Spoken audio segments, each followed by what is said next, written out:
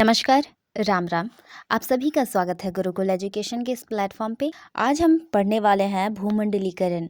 भूमंडलीकरण का मतलब क्या होता है, साथ ही में हम जानेंगे भूमंडलीकरण के गुण क्या है, लाभ क्या है, महत्व क्या है, वैश्वीकरण के दोष, हानि, ये सारी बातों को आज हम जानने वाले हैं आज की इस वीडियो में। तो ये वीडियो आपको पूरा देखना चाहिए बिना स्किप किए हुए, क्योंकि बहुत इंपॉर्टेंट टॉपिक है और हर सब्जेक्ट में इससे रिलेटेड बहुत से क्वेश्चन आते हैं। तो वीडियो को स्टार्ट करते हैं, श्री गणेश करते हैं आज के इस वीडियो का। तो स्टूडेंट्स, आपके क्वेश्चन इस तरह से आते होंगे एग्जाम में, जैसे कि भूमंडलीकरण से क्या आशय है, भूमंडलीकरण का अर्थ क्या है, भूमंडलीकरण किसे कहते हैं या फिर वैश्वीकरण किसे कहते हैं।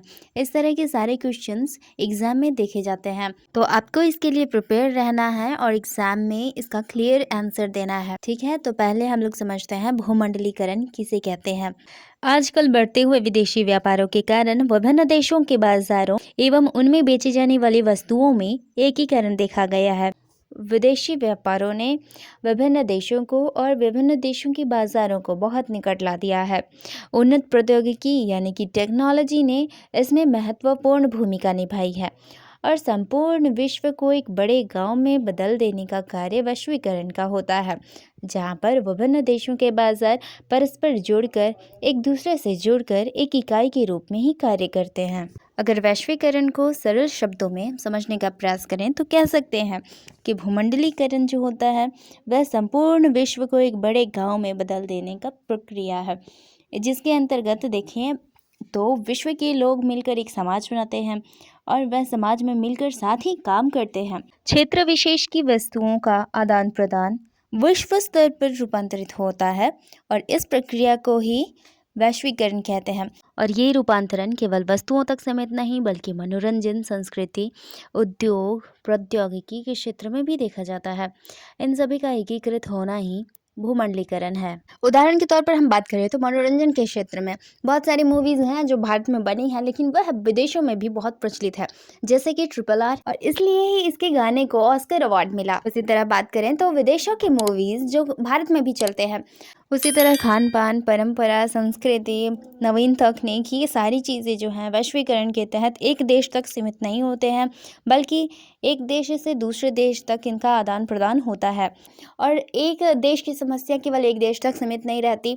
एक देश में अगर हम बात करें कोई प्रॉब्लम भी आ जाए या फिर कोई बहुत बड़ा संक्रमण जैसे कि कोरोना आया, वह केवल चीन में शुरू हुआ था लेकिन वह पूरे देश में फैला और इससे पूरा विश्व ही त्रसित हुआ था। इसके बाद हम समझने का प्रयास करें तो यह छोटे बड़े देश जो हैं सभी मिलकर एक बड़े गांव के रूप में बदल जाते हैं। जिस तरह गांव में लोग एक दूसरे को जानते हैं, पहचानते हैं, उनके आदान प्रदान होते रहते हैं, सामानों की अदला बदली होती रहती, उसी तरह यह विश्व में एक देश से दूसरे देश प्रभावित होते हैं। जैसे कि यूक्रेन वॉर हुआ, उसमें केवल रूस और यूक्रेन ही पीस नहीं रहे हैं, पूरा विश्व ही तेल के लिए, पेट्रोल के लिए, इस तरह के सामानों के लिए पूरा देश, पूरा विश्व ही प्रभावित हो रहा है। तो केवल एक देश प्रभावित ना होकर वैश्वीकरण के अंतर्गत पूरा विश्व ही इससे प्रभावित होता है। आई होप कि वैश्वीकरण अब क्लियर हो गया होगा, समझ गए होंगे कि वैश्वीकरण, भूमंडलीकरण में क्या मतलब होता है इन सब का। अब हम बात कर लेते हैं वैश्वीकरण के गुण क्या है, उसके लाभ क्या है। तो सबसे पहला गुण है कि नवीन तकनीकों का आगमन होता है। वैश्वीकरण में जब हम एक देश में कुछ नई तकनीकों का विकास होता है तो वह जाहिर सी बात है पैसे से ही, लेकिन वह दूसरे देशों में उसका आदान प्रदान जरूर होता है। एग्जाम्पल में और भी समझ सकते हैं, जैसे कि इजराइल खारे पानी, वह समुद्रों के बीच रहता है, तो वह इजराइल में खारे पानी को पीने लायक बनाने के लिए मशीन्स है, तो वह मशीन केवल इजराइल तक सीमित नहीं होती, जिसे ज़रूरत होती है वह इजराइल से मंगवा सकता है। तो यह वैश्वीकरण के अंतर्गत ही हुआ ना। ये सारी चीज़ें वैश्वीकरण के अंतर्गत ही होती हैं। वैश्वीकरण द्वारा विदेशी पूंजी के निवेश में वृद्धि होती है और उसमें नवीन तकनीकों का आगमन होता है, जिससे श्रम उत्पादकता और उत्पादन की किस्म में सुधार आती है। नवीन तकनीकों का आगमन में श्रम की उत्पादकता जो होती है, श्रम हमें ज़्यादा मेहनत करनी पड़ती है, वह बहुत कम हो जाता है, क्योंकि नवीन तकनीक आ जाते हैं जिससे काम बहुत जल्दी हो जाता है, सटीक तरीके से होता है। तो श्रम की कमी हो जाती है, उत्पादन की किस्म में भी बहुत अच्छे से सुधार आती है। ये सारी चीज़ें जो है नवीन तकनीकों के आगमन के कारण होता है। पहला गुण तो था नवीन तकनीकों का आगमन, जो कि हमें समझ आ गया है। अब दूसरा है जीवन स्तर में वृद्धि। ये किस तरह होता है यह भी समझते हैं। वैश्वीकरण से जीवन स्तर में वृद्धि होती है, क्योंकि उपभोक्ता को पर्याप्त मात्रा में उत्तम किस्म की वस्तुएं न्यूनतम मूल्य पर, कम मूल्य पर मिल जाती है। विश्व में ऐसे बहुत सारे देश होते हैं जिसमें बहुत सारी वस्तुओं का निर्माण होता है, और जब हमें वह सामान कम कीमतों में मिलने लगती है तो हम उस देश को प्राथमिकता देते हैं। भूमंडलीकरण के कारण ही जीवन स्तर में वृद्धि होती है। जैसे उदाहरण के तौर पर हम समझने का प्रयास करें तो चीन की वस्तुएं भारत में मिलती हैं, जापान की वस्तुएं भारत में मिलती हैं। खिलौनों की बात करें और जो भी आजकल के बच्चों को पसंद है वह उसके हिसाब से खरीदते हैं। तो कोई भी देश जो है वही वस्तुएं मंगाता है जो किफ़ायती हों, और जो वे खरीद सकते हैं वही मंगाते हैं।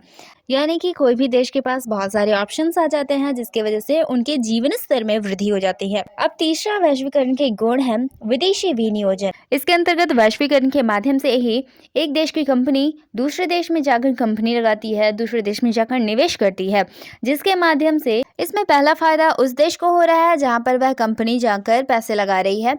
दूसरा फायदा हो रहा है उस निवेशक को, उस पैसे लगाने वाले व्यक्ति को, जो वह पैसे लगा रहा है उसको फायदा होता है। तीसरा फायदा होता है जहाँ का वह निवेशक है वहाँ पर उसके माध्यम से ही विदेशी पूंजी आ रही है। इससे पूरा विश्व ही लाभान्वित होगा, क्योंकि वहाँ का उत्पादन या फिर इंफ्रास्ट्रक्चर पूरे विश्व को ही लाभ देगा। ये तो था तीसरा वैश्वीकरण के तीसरे गुण। अब चौथे गुण की हम बात करें तो विदेशों में रोजगार के अवसर वैश्वीकरण से उत्पन्न होते हैं।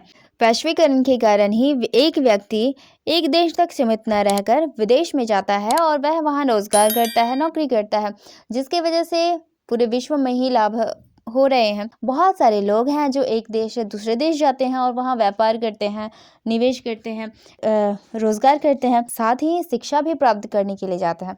तो ये वैश्वीकरण से ही तो फायदा हुआ ना इसका, कि एक देश तक व्यक्ति सीमित न होकर पूरे विश्व में आज भ्रमण कर रहा है, लोग अब विदेशों में रोजगार कर रहे हैं। ये सभी वैश्वीकरण के कारण ही हो रहा है।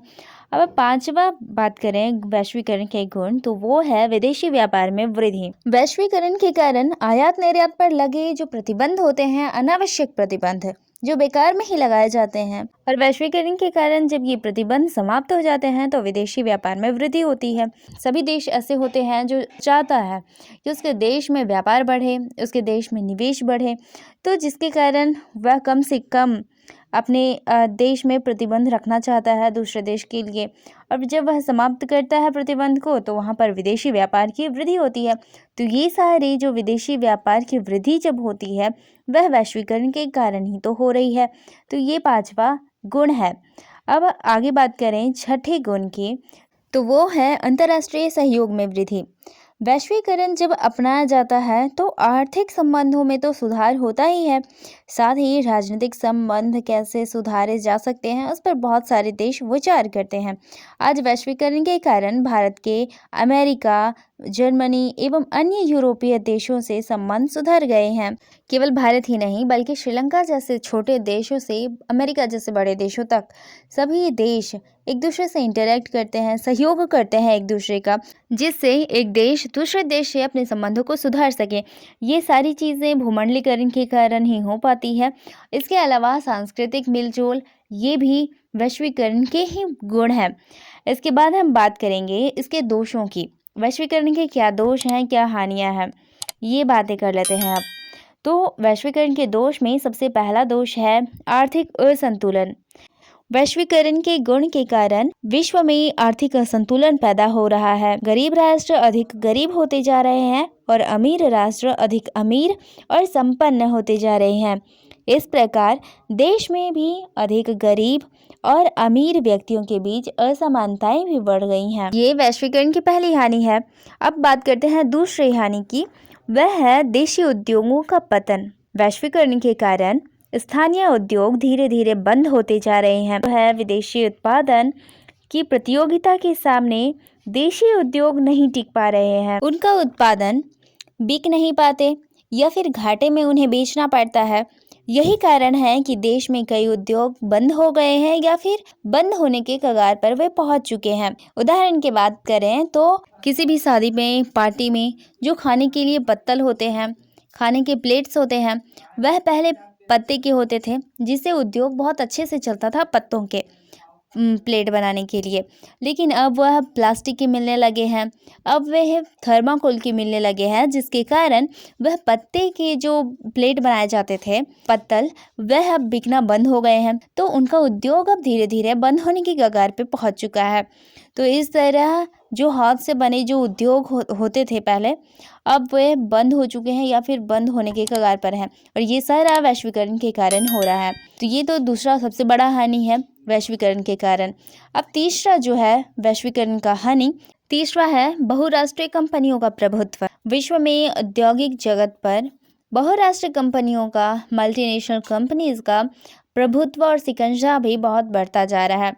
ये बड़ी बड़ी कंपनियां स्थानीय उद्योगों को निगलती जा रही है, या स्थानीय उद्योग या तो बंद हो रहे हैं या इनके अधीन होते जा रहे हैं। जैसे भारत की थम्स अप, लिम्का जैसे स्थानीय उत्पादन, जो कि कोको कोला कंपनी की आने के कारण ये स्वयं को या तो बंद कर देंगे, या तो बड़ी कंपनी में वे स्वयं को विलय कर लेंगे, या फिर उनके अधीन हो जाएंगे। ये वैश्वीकरण की तीसरी हानि थी। अब चौथी हानि को पढ़ते हैं, जो है बेरोजगारी में वृद्धि। वैश्वीकरण के कारण ही विदेशी उत्पादन मुक्त रूप से देशों के बाजारों में प्रवेश कर जाते हैं। परिणाम स्वरूप इसका होता है कि स्थानीय उद्योग बंद होते रहते हैं और बेरोजगारी बढ़ जाती है। देश में औद्योगिक श्रमिकों की संख्या भी घट रही है। यानी कि जैसे कि हम बात करें कि भारत में जापान के, चाइना के और अन्य देशों के गेम्स हो गए, या फिर खिलौने हो गए, या फिर कोई सामान हो गया, अगर उस सामान का दाम कम है तो भारतीय सरकार तो उसे ही मंगाएगी, क्योंकि उसी में फ़ायदा है।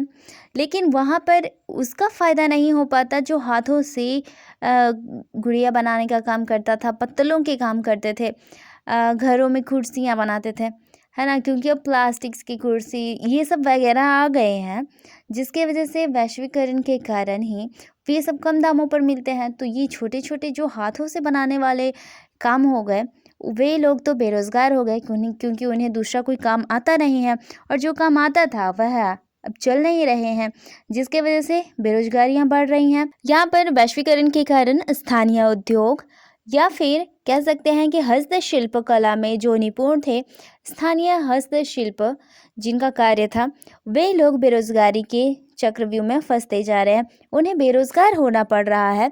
अब पांचवा हम पढ़ेंगे हानि की बात करें तो राष्ट्र प्रेम की भावना को आघात पहुंच रहा है। अब ये कैसे? हम तो राष्ट्रभक्त हैं, पर राष्ट्र प्रेम की भावना का आघात कैसे हो रहा है वैश्वीकरण के कारण, वह भी जानते हैं। वैश्वीकरण के कारण ही राष्ट्र प्रेम और स्वदेश की भावना को आघात पहुंच रहा है। लोग विदेशी वस्तुओं का उपभोग करना शान की बात समझते हैं, और वहीं देशी वस्तुओं को घटिया या तिरस्कार योग्य समझते हैं। विदेशी सामानों की बात करें, चाइना के मोबाइल फ़ोन, अमेरिका के मोबाइल फ़ोन, या फिर चाइना के ही एलईडी लाइट्स की बात करें जो दीपावली में जलते रहते हैं, उन सबको हम देखते हैं तो चीपर क्वालिटीज़ होते हैं, चीप क्वालिटीज़ का होता है, और बहुत ही घटिया सामान बेचते हैं। लेकिन फिर भी लोग उसे खरीदते हैं, और राष्ट्र में जो हमारे देश में स्वयं की बन रही है ये लाइट्स, मोबाइल फ़ोन, वह कहीं ना कहीं ज़्यादा अच्छे होते हैं इन विदेशियों से, चाइनीज़ से। लेकिन फिर भी हम अपने देश की सामान को महत्व न देकर विदेशी सामानों को महत्व ज़्यादा देने लगते हैं, जिसकी वजह से राष्ट्रीय भावना, राष्ट्र के प्रति प्रेम हमारा कम होते जाता है। इसके बाद बात करें भाषाओं की भी, तो भाषा में हम अपनी क्षेत्रीय भाषा न बोल करके अंग्रेज़ी पर ज़्यादा महत्व देते हैं, अंग्रेज़ी को ज़्यादा बोलना पसंद करते हैं। वहीं हमारी क्षेत्रीय भाषा, हमारी मातृभूमि की भाषा को बोलने में हम शर्मिंदा महसूस करते हैं, दूसरे के सामने हम वह भाषा का प्रयोग नहीं कर पाते, जो कि बिल्कुल गलत है। और हमें इस तरह अंग्रेज़ी के पीछे इतना भागना भी नहीं चाहिए। इंग्लिश का ज़रूरत जहाँ होना चाहिए केवल वहीं तक यह सीमित रहना चाहिए, और इंग्लिश को ही हर क्षेत्र में लाने से हमारी जो ओरिजिनल भाषा है, हमारे देश की भाषा, वह कहीं ना कहीं गायब होगी। तो यह भी वैश्वीकरण के कारण इस पर असर पड़ रहा है। और हमारे इससे राष्ट्र भावना जो होती है, राष्ट्र प्रेम की भावना, उसको बहुत बड़ा आघात पहुंचता है, क्योंकि इससे धीरे धीरे हमारे अंदर से देश प्रेम की भावना कम होती जाती है और निम्न होते होते खत्म हो जाती है। तो राष्ट्र के प्रति प्रेम, राष्ट्र की भाषा के प्रति हमारे प्रेम होने चाहिए, सामानों के प्रति प्रेम होने चाहिए, जिससे हमारे राष्ट्र प्रेम को और बढ़ावा मिले। तो राष्ट्र प्रेम की भावना को आहत करना, ये है पांचवा हानि, जिसके कारण हम स्वयं की कल्चर, संस्कृति, हमारे भाषा, हमारे सामानों की बात करें तो वहाँ पे हम स्वयं को निम्नतर देखते हैं, और विदेशी भाषाओं की बात करें, संस्कृति की बात करें, उन्हें अपनाना हम शान की बात समझते हैं। और यह राष्ट्रीय भावना इसी से आहत होती है, क्योंकि इसे धीरे धीरे सब निम्नतर होती जाती है और हम अपने राष्ट्र प्रेम को आघात पहुंचाते हैं स्वयं ही। जो छठी हानि है वह है अंतर्राष्ट्रीय संस्थाओं का दबाव। वैश्वीकरण के कारण अंतर्राष्ट्रीय मुद्रा कोष, विश्व बैंक या फिर गेट आदि जैसी अंतर्राष्ट्रीय संस्थाओं का दबाव पूरे विश्व में है, और सरकारें इसी से काम कर रही हैं। इनका दबाव सरकारों पर होता है। हितों की अवहेलना करके सरकार को इनकी शर्तें माननी पड़ती हैं। भारत जैसे राष्ट्र को अपनी आर्थिक, वाणिज्यिक और वित्तीय नीतियाँ इन संस्थाओं के निर्देशों के अनुसार ही बनानी पड़ती है। तो ये अंतर्राष्ट्रीय संस्था है जिसके वजह से पूरे विश्व पर प्रभाव पड़ता है, और ये जो संस्था है वह स्वयं का दबाव पूरे विश्व पर बनाते हैं, और इन छोटे बड़े देशों को अपने हितों की अवहेलना करके सभी देशों की सरकारों को इनकी शर्तें माननी पड़ती हैं, और इन सभी देशों को अपनी आर्थिक नीतियाँ, वाणिज्यिक, वित्तीय नीतियाँ या फिर सामाजिक कहें तो इन सारी नीतियों को इन संस्थाओं के अनुसार, इनके निर्देशों के अनुसार सभी देशों को बनानी पड़ती है। तो वैश्वीकरण के कारण अंतर्राष्ट्रीय संस्थाओं का भी महत्व बढ़ रहा है, जिसकी वजह से सभी देश को अपनी नीतियों का, अपने हितों का अवहेलना करना पड़ता है। तो इस तरह भूमंडलीकरण क्या है, भूमंडलीकरण के गुण क्या हैं, वैश्वीकरण की क्या हानियां होती हैं, ये सारी बातें आज के हम इस वीडियो में हमने जाना। एक बार फिर से रिवाइज करवाना चाहूँगी कि भूमंडलीकरण क्या है। कोई भी परेशानी हो वैश्वीकरण के कारण एक देश का समस्या एक देश तक सीमित ना होकर, चाहे बात करें संक्रमण की या फिर रोगों की, कोरोना की हमने बात की, तो वह भी वैश्वीकरण के कारण पूरे विश्व में फैला, और वैश्वीकरण का प्रभाव पूरे विश्व में हर देश पर पड़ता है, चाहे वह दुख की बात हो या फिर सुख की बात हो, हर देश पर बराबर इसका असर पड़ता है। आशा है कि भूमंडलीकरण क्या है, उसके महत्व क्या है, उसके लाभ हानि क्या है, ये सारी बातें आपको आज पता चली होंगी, सारे डाउट्स हो गए क्लियर। तो फिर से मिलेंगे नए वीडियो में नए टॉपिक के साथ, तब तक के लिए जय हिंद, जय भारत।